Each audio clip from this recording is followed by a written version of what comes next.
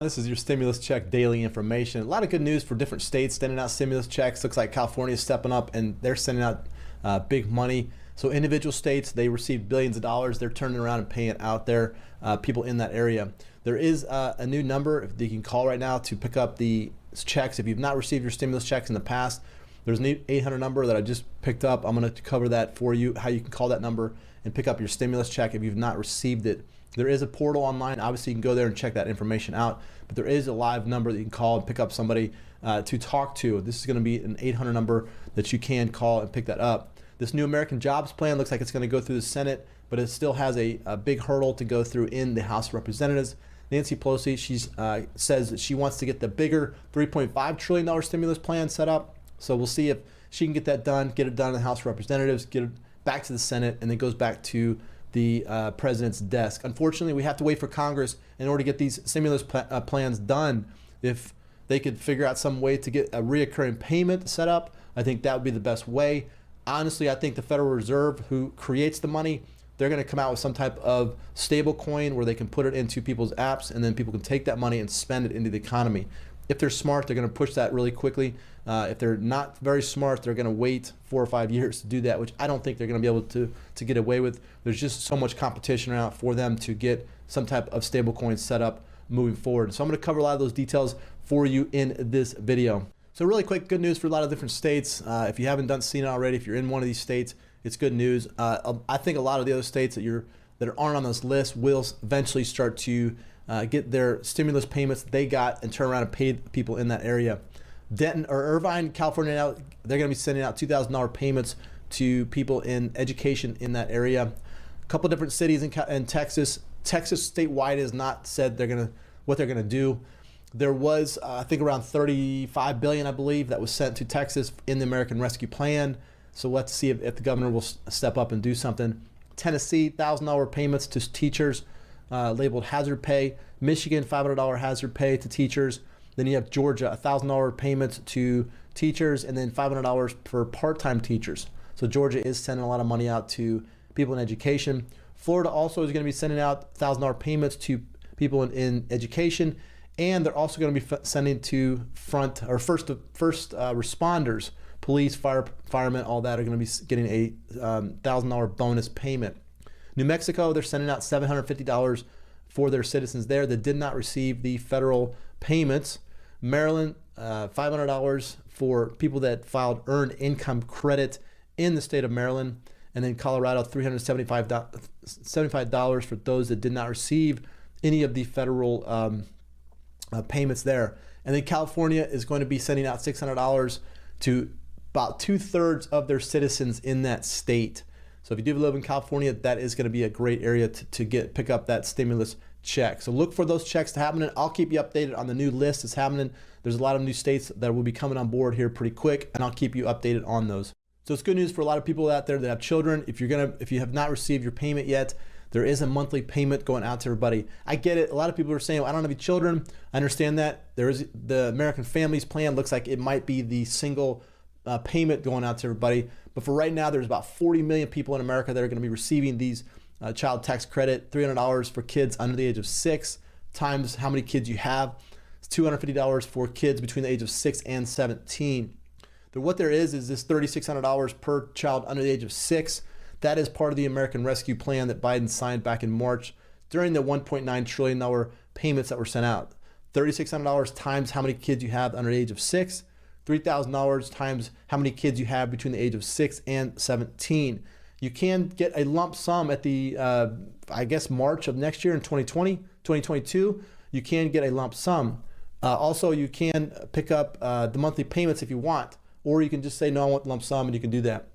But I would suggest just getting the payments. Why not? If they're sending them out, you might as well take it out. But what they'll do is they'll send you a check every month until December, and then in March, they'll send you the lump sum of the rest of the $3,600 payment.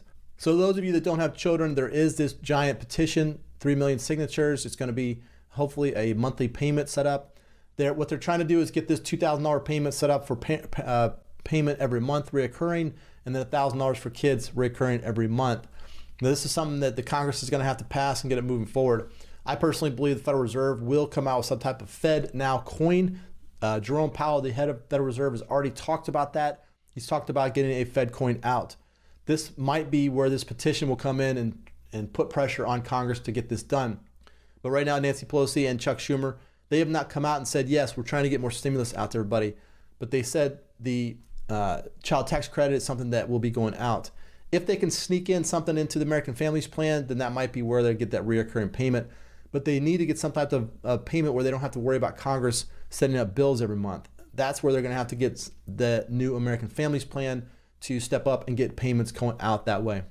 So this new infrastructure plan, there's going to be a lot of new jobs coming out with this. I think it's important that people jump onto these new infrastructure plan, roads, bridges. They're going to be spending money on green, wind, solar. All of that is going to be a new plan set up to where people are going to be receiving payments based on that industry that they're in. So if you're in any type of roads, bridges, anything like that, billions of dollars are going to be sent into that different area, and then those that do work in those areas are going to benefit the most from that. So American Jobs Plan is supposedly going to get people back to work. If they put in $1.2 trillion into that American Jobs Plan, a lot of those areas are going to benefit from that extra money coming in from the federal government. Congresswoman, thank you so much for your time. Senator Schumer seems to think this is going to get done in days. You have been demanding that this bill be sent to the House along with the $3.5 trillion reconciliation bill before a vote is taken. What do you see as the stakes here?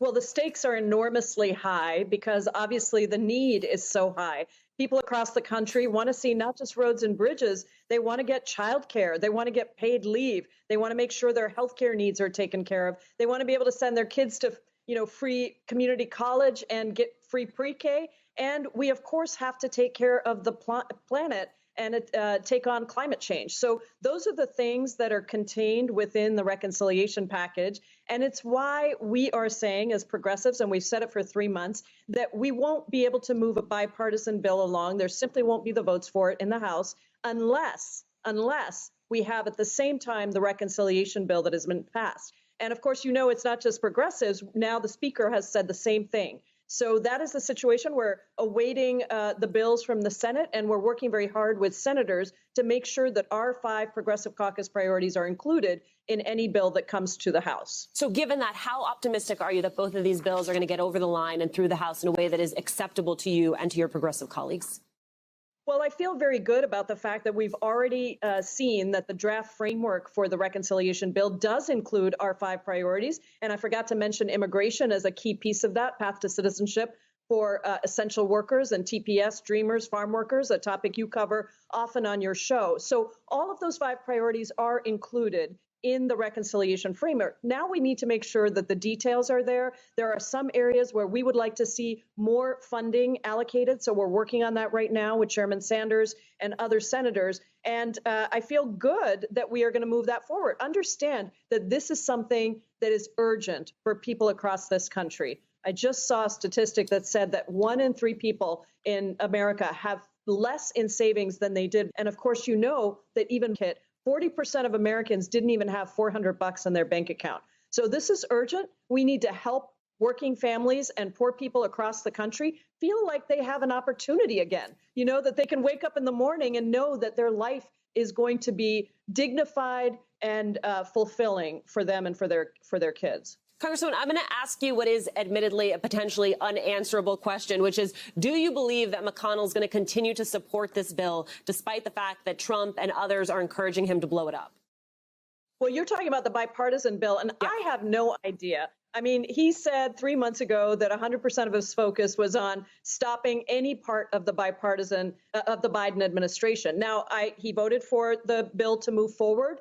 We'll see. I really have no idea. I mean, Mitch McConnell has been for us Democrats in the House, the place where we would send the Senate graveyard where all good things go to die, from voting rights to LGBTQ equality to immigration reform. So I have no way to predict what he is going to do. Maybe, maybe the fact that Donald Trump is urging Republicans not to vote for it is also going to be another factor in this. We'll just have to see. This week, you and several of your colleagues, along with the National Domestic Workers Alliance, reintroduced the Domestic Workers Bill of Rights. It is supported by the president and the vice president. It extends commonplace workplace rights and protections to over 2 million domestic workers. Talk to me about this bill and why you felt it needed to be reintroduced right now. Yes, well, this is so exciting. It's one of the bills that I introduced to the last session along with then Senator Kamala Harris. And it really is about 2.5 million domestic workers who do all the work that makes all other work possible and yet are amongst the lowest paid with no protections. And the thing I think a lot of Americans don't know is that domestic workers and farm workers actually were both categories of workers that were left out of all of the New Deal labor protections, labor laws. And so there are no real standards governing the work and the conditions for domestic workers. And that is simply unacceptable. Certainly, we knew they were important. Now it's even more important that we make sure that these 2.5 million domestic workers, largely women of color, including immigrant women, are taken care of. And that's what the National Domestic Workers Bill of Rights does. And I think it is so exciting to see over 100 of my colleagues as co-sponsors on the bill at introduction. And of course, the vice president and the president saying that they support the bill. Now, there is different areas that you can jump into that are going to be paying six figures. I was looking at this article right here. A physician's assistant is going to be making $112,000, $600. You got nurse practitioner, $109,000. Software developer, which probably will be part of the American jobs plan, could be making $107,000. And then IT manager, again, could be part of that American jobs plan also because it is talking about internet access and making broadband more available to a lot of people. So if that's the case, there will be a lot of demand for software developers and a lot of demand for IT managers. Those are definitely two good areas that you want to jump into. So if you haven't done so already, you can go to if you haven't got your check yet, you can go to the Get My Payment tool. It's a online portal that you can go into and you can sign up, put your information in there. Make sure the information matches up with what is on the Treasury database. If you go inside there, you're going to see payment status. It'll show you if your payment has been processed. Also, you'll see payment status not available. That could be different reasons. This really means that you've either not eligible for the payment or the IRS wasn't able to issue the payment. Usually during that case, it's because they tried to send your payment to a bank account and the bank account is either closed or has been shut down or whatever. They just sent the payment and it came back. That's usually payment status not available.